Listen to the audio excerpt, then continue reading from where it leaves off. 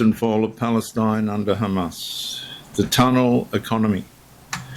After consolidating power, Hamas increasingly directed Gaza's resources towards military capability. As tunnel construction, weapons production, and defensive infrastructure expanded, civilian development increasingly struggled to keep pace. What if the largest construction project in Gaza was one of its own people could barely use? Hamas built two Gazas. One existed above the ground for civilians, the other existed beneath the ground for war. Most nations built roads, ports, factories, industrial parks, universities, power stations, housing developments. These projects multiply opportunity.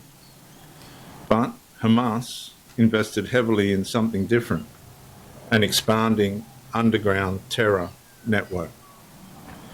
Thousands of meters of tunnels, 700 kilometers estimated, gradually formed an alternative infrastructure designed for movement, weapons storage, command facilities, logistics, concealment, and military operations. While the exact scale remains disputed, the tunnel system became one of Hamas's defining strategic assets. Behaviourally, this revealed where organisational priorities lay: concrete that could strengthen hospitals, schools, businesses, drainage systems, housing, or public infrastructure was often redirected toward military objectives.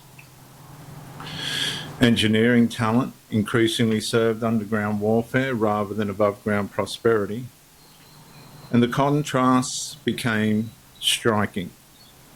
Above ground, many ordinary Palestinians continued facing unemployment, unreliable electricity, deteriorating infrastructure, restricted economic growth, and reoccurring humanitarian hardship.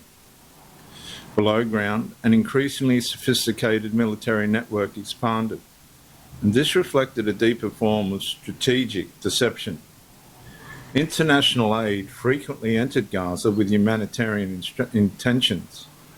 Critics have argued that portions of resources were diverted or repurposed by Hamas for military infrastructure and profit, while supporters of aid intended those funds and materials to improve civilian life.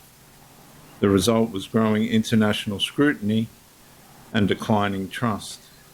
Meanwhile, Israel increasingly regarded the tunnel system as a direct security threat, prompting intensified surveillance, border controls, and military operations aimed at locating and destroying underground networks.